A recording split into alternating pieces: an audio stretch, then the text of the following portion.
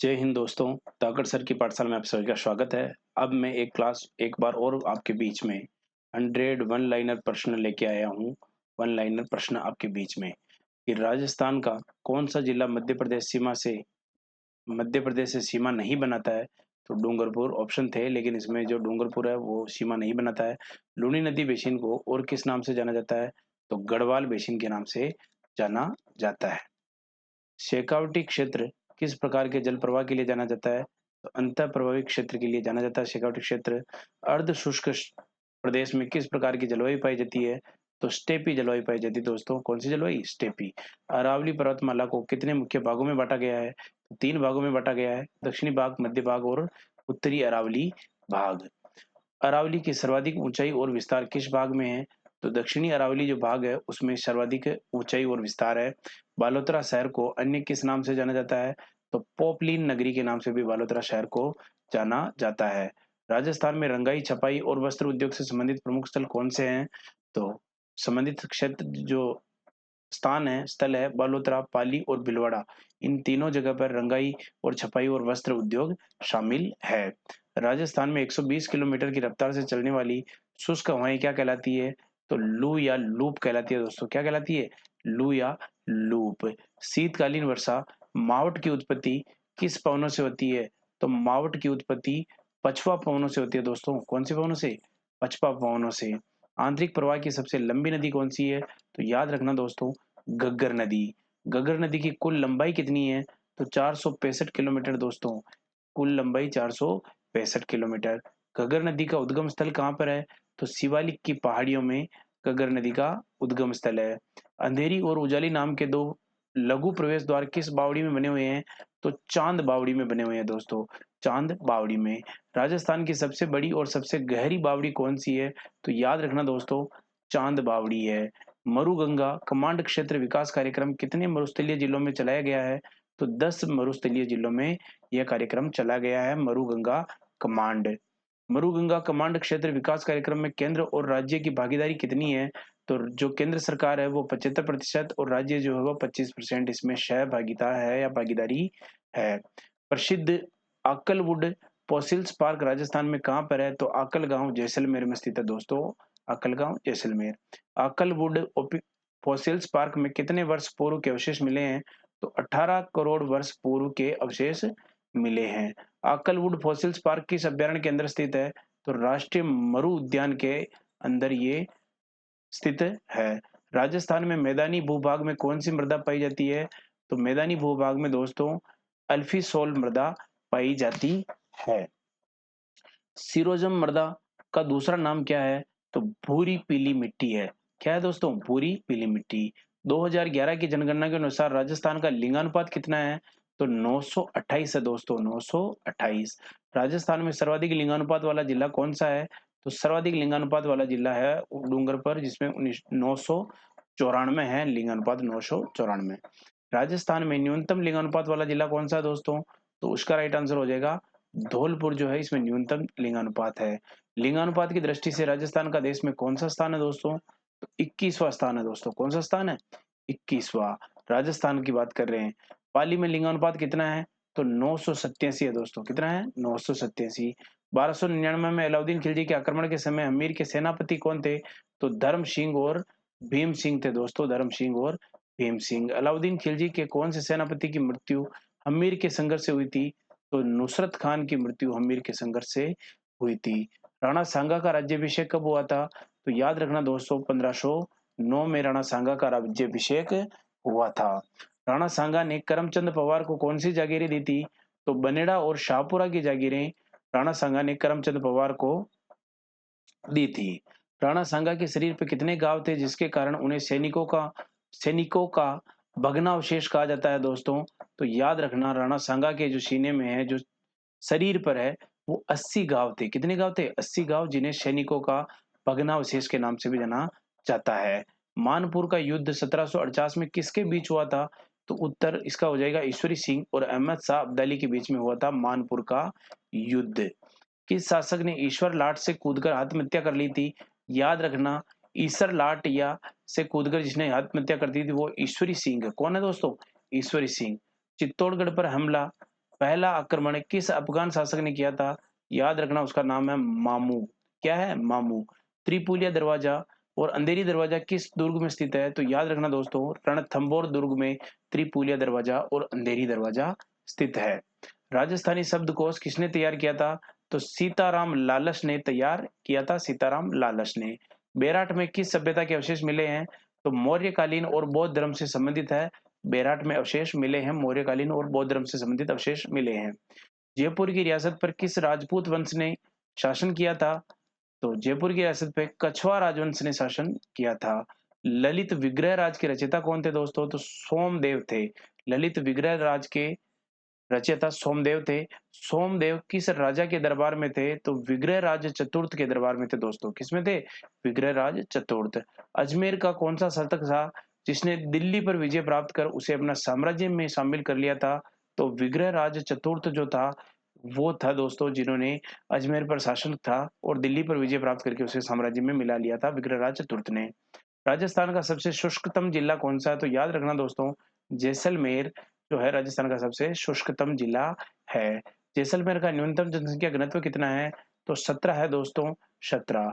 गोरी उत्सव कितने दिनों तक किया जाता है और इसे क्या कहते हैं?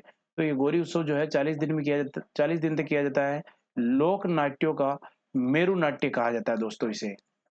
गौरी लोक नाट्य किस कथा पर आधारित है? तो शिव और भस्मासुर की कथा पर आधारित है गौरी लोक नाट्य। गणगौर में गण और घोर का क्या अर्थ है? तो याद रखना दोस्तों, गण का मतलब है शिव और घोर का मतलब है पार्वती। ठीक है। और राजस्थान में किस जगह की पत्थर मार होली प्रसिद्ध है? तो बाड़मेर की जो है वो पत्थर मार होली प्रसिद्ध है। कौन सी दोस्तों? पत्थर मार। हाल ही में किसे 17वें उत्पाद के रूप में जीआई टैग मिल चुका है? तो 17वें उत्पाद के रूप में सांगड़ी या खेजड़ी का जो फल होता है सांगरी, उसे मिल चुका है। खेजड़ी की पत्तियां क्या कहलाती है? तो खेजड़ी की जो पत्तियां हैं वो क्या कहलाती है? लूम। और खेजड़ी का जो फल है या जो फली है वो क्या कहलाती है? शांगरी। याद रखना दोस्तों। काष्ठ खिलौने, कावड़ और बेवाण कला के लिए कौन सा स्थान प्रसिद्ध है? तो चित्तौड़ का बस्सी नामक स्थान प्रसिद्ध है दोस्तों, चित्तौड़ का बस्सी। बेवाण क्या होते हैं? तो याद रखना ये बहुत ही महत्वपूर्ण प्रश्न है। बेवाण जो है वो देवताओं के लकड़ी के मंदिर होते हैं बेवाण। लेटा जालोर का क्या प्रसिद्ध है? तो खेस या खेसले प्रसिद्ध है दोस्तों, लेटा जालोर के। बगरू जयपुर किसके लिए जाना जाता है? तो बगरू जो है वो रंगाई और छपाई के लिए जाना जाता है दोस्तों। और अकोला चित्तौड़गढ़ की कौन सी प्रिंट प्रसिद्ध है? तो अकोला चित्तौड़ की दाबू प्रिंट प्रसिद्ध प्रसिद्ध है दोस्तों, दाबू। तुर्रे, पेच, सरपंच, मालाबंदी आदि का संबंध किससे रहा है? तो ये पगड़ी के श्रृंगार से रहा दोस्तों। किससे रहा है? पगड़ी के श्रृंगार से। नौगरी, दस्तबंद, पूंछी कहाँ पहने जाने वाले आभूषण है? तो ये हाथ की कलाई में पहने जाने वाले आभूषण है दोस्तों, हाथ की कलाई में। श्रावक, प्रतिक्रमक, सूत्र चूर्णी और सुपार्श्वनाचार्यम सुपार्श्वनाचरितम क्या है? ये एक चित्रित ग्रंथ है दोस्तों। क्या है? चित्रित ग्रंथ। श्रावक, प्रतिचक्रम, प्रतिक्रमक, सूत्र चूर्णी का निर्माण किसके समय और कब हुआ था? तो याद रखना दोस्तों, इसका जो निर्माण है वो तेज सिंह जी के समय कमल चंद्र ने 1260 में किया था। इसका राइट आंसर हो जाएगा। मोमल दे, निहाल दे और कल्याण रागिनी चित्रों का संबंध किस शैली से रहा है? तो याद रखना दोस्तों, जैसलमेर चित्र शैली से इसका संबंध रहा है। जाजपुर में मीणा आंदोलन से संबंधित गांव कौन से रहे हैं? तो गाडोली और बुखारी जो गांव है वो जाजपुर के मीणा आंदोलन से संबंधित रहे हैं। गोविंदगिरी ने भीलों के लिए किस पंथ की स्थापना की थी? याद रखना दोस्तों, भगत पंथ की स्थापना की थी। गोविंद गिरी का संबंध किस स्थल से नहीं रहा है? तो ऑप्शन जो इसमें थे इस प्रश्न में उनमें था कोलियारी, जिसका मोतीलाल तेजावत की जन्मस्थली है। कौन सा? कोलियारी गांव जो है वो मोतीलाल तेजावत की जन्मस्थली से है। गोविंद गिरी का यहाँ से कोई संबंध नहीं है। अली बख्शी ख्याल राजस्थान के कौन से चित्र में प्रसिद्ध है? तो अली बख्शी जो है वो अलवर क्षेत्र में प्रसिद्ध है दोस्तों। कुचामणी ख्याल के प्रवर्तक कौन है? तो लच्छी राम जी जो है वो कुचामणी ख्याल के प्रवर्तक है। मालव जनपद किसका प्राचीन नाम है? तो मालव जनपद है दोस्तों वो नगर टोंक का प्राचीन नाम है। रेड टोंक को प्राचीन काल में क्या कहा जाता था? तो प्राचीन टाटा नगर कहा जाता था, रेड टोंक को प्राचीन टाटा नगर। राजस्थान का वह लोक देवता जिसे महमूद गजनवी के साथ युद्ध किया था? तो इसका राइट आंसर हो जाएगा दोस्तों, गोगा जी ने जो है महमूद गजनवी के साथ युद्ध किया था। गोगा जी को महमूद गजनवी ने क्या कहा था? तो जिंदा पीर या जहर पीर भी कहा था गोगा जी को महमूद गजनवी ने। याद रखना दोस्तों, महमूद गजनवी ने जिंदा पीर या जाहर पीर भी कहा था। संत पीपाजी का संबंध किस स्थान से है? तो संत पीपाजी का संबंध दोस्तों वो गागरोन झालावाड़ से संबंध है। जसनाथ जी का संबंध किस स्थान से है? तो कतरियासर बीकानेर से जो है वो दोस्तों जसनाथ जी का संबंध है। मालनाथ पशु मेला या मल्लीनाथ पशु मेला कहाँ आयोजित होता है? तो तिलवाड़ा में होता है और चैत्र मास में ये मेला पड़ता है दोस्तों। राजस्थान में थार महोत्सव कहाँ का प्रसिद्ध है? तो याद रखना आपको बाड़मेर का प्रसिद्ध है दोस्तों। राजस्थान में मारवाड़ महोत्सव कहाँ का प्रसिद्ध है? तो ये आपको याद रखना दोस्तों जोधपुर का प्रसिद्ध है। राजस्थान में रेगिस्तान महोत्सव कहाँ का प्रसिद्ध है? तो ये सभी महोत्सव चल रहे हैं और महोत्सव जो है वो रेगिस्तान का जैसलमेर का प्रसिद्ध है दोस्तों।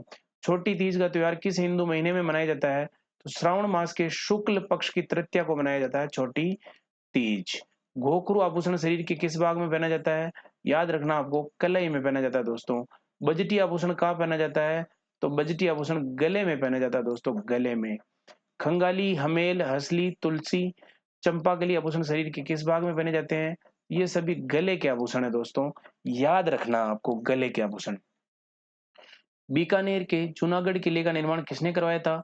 तो महाराजा राय सिंह ने अपने मंत्री करमचंद की देखरेख में जूनागढ़ किले का निर्माण करवाया था, महाराजा राय सिंह ने। रणथंभौर दुर्ग को बख्तरबंद दुर्ग किसने कहा था? तो याद रखना दोस्तों अबुल फजल ने कहा था बख्तरबंद दुर्ग। कुंभलगढ़ किले के चारों तरफ की दीवार की लंबाई कितनी है? तो याद रखना आपको कुंभलगढ़ जो किला उसकी दीवार की लंबाई है चारों तरफ 36 किलोमीटर दोस्तों। कुंभलगढ़ दुर्ग में कुंभा का निवास स्थान कहाँ था? तो याद रखना आपको कटारगढ़ में कुंभा का निवास था। महाराणा प्रताप का जन्म किस महल में हुआ था? तो महाराणा प्रताप का जन्म जो हुआ वो बादल महल में हुआ था, जो कि कहाँ स्थित है? कुंभलगढ़ में। जिस दुर्ग के चारों ओर खाई होती है उसे क्या कहते हैं? उसे पारिक दुर्ग कहते हैं दोस्तों। मोस्ट इंपोर्टेंट प्रश्न है, पारिक दुर्ग, जिस दुर्ग के चारों तरफ खाई होती है। जानकी लाल भांड का संबंध किससे है? तो जानकी लाल भांड का संबंध है शाहपुरा भीलवाड़ा से। जानकी लाल भांड को किस नाम से जाना जाता है? तो जानकी लाल भांड को मंकी मैन के नाम से जाना जाता है दोस्तों, मंकी मैन। राजस्थान का बहरूपिया कला किस क्षेत्र से संबंधित है या किस क्षेत्र से संबंधित है? बहरूपिया कला जो है वो शाहपुरा भीलवाड़ा से और जानकीलाल भांड से ही ये स्थान को जाना जाता है, शाहपुरा भीलवाड़ा। राजस्थान विश्व में किस गोलार्ध में स्थित है? तो याद रखना आपको उत्तरी पूर्वी गोलार्ध में स्थित है दोस्तों। ज्योग्राफी का प्रश्न है। अरावली पर्वतमाला का विस्तार राजस्थान में किस दिशा की ओर होता है? तो दक्षिण पश्चिम से उत्तर पूर्व की ओर होता है दोस्तों। गुरु शिखर किस पर्वत शिखर का सर्वोच्च पर्वत है? तो ये अरावली का पर्वत है दोस्तों। कांटल क्षेत्र किस नदी से संबंधित है? कांटल क्षेत्र जो है वो माही नदी से संबंधित है, जो कि प्रतापगढ़ और बांसवाड़ा क्षेत्र में बहती है। राजस्थान में उत्खात भूमि स्थलाकृति कहाँ दिखाई देती है? तो सवाई माधोपुर, करौली और धौलपुर, जो कि चंबल बेसिन में स्थित है, वहां दिखाई देती है। चंबल नदी किसके लिए कुख्यात है? तो बीहड़ बनाने के लिए कुख्यात है दोस्तों। हाड़ौती का पठार राजस्थान में किस प्रकार का भौतिक प्रदेश है? तो ये एक अलग भौतिक प्रदेश है ये। राजस्थान के किन जिलों में वर्टिशॉल मिट्टी पाई जाती है? याद रखना आपको दोस्तों बारां और कोटा में। सिरोही, पाली और राजसमंद में कौन सी मिट्टियां पाई जाती है? तो एनसीपीटीसॉल मिट्टियां पाई जाती है सिरोही, पाली और राजसमंद में। शुष्क क्षेत्र में कौन सी मिट्टी पाई जाती है? तो एंटीसोल पाई जाती है दोस्तों, एंटीसोल। अर्ध शुष्क क्षेत्र में कौन सी मिट्टी पाई जाती है? तो उसका राइट आंसर हो जाएगा एरिडीसोल मिट्टी। उदयपुर और कोटा में कौन सी मिट्टी पाई जाती है? तो लाल पीली मिट्टी पाई जाती है उदयपुर और कोटा में। मैं आशा करता हूं दोस्तों ये क्लास भी आपको पसंद आई होगी। अगर ये क्लास पसंद आई है तो चैनल को लाइक कीजिए, कमेंट कीजिए, कोई किसी प्रश्न में कोई डाउट हो और चैनल पर नए हो तो सब्सक्राइब कीजिए। जय हिंद, जय भारत दोस्तों।